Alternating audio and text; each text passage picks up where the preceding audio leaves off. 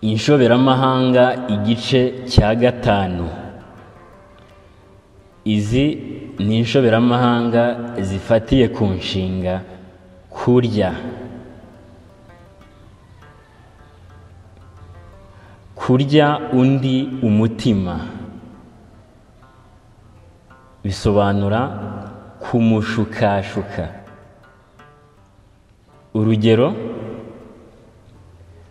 aramurya umutima gusa naho ubundi ntamukunda.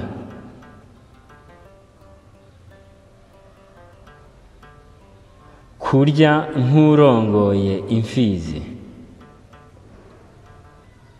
Iyi yo isobanura kurya cyane. Urugero: yatashye ashonje maze si ukurya arya nk'urongoye imfizi.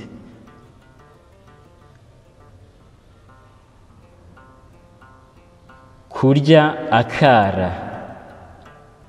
Uku ni ukubwira umuntu mu ibanga umunosha. Urugero: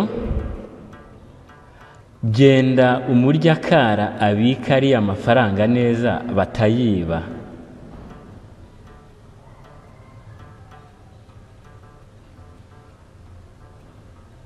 Kurya isoni. Uku ni ukutagira icyo utinya cyangwa uwo wubaha. Urugero: hari ibintu bitamenyerewe i Rwanda bikorwa n'uwariye isoni gusa.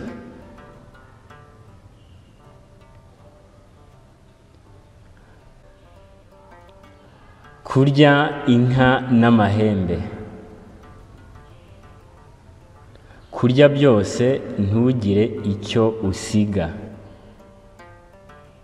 Urugero: bavuga ko Ngunda yaryaga inka n'amahembe.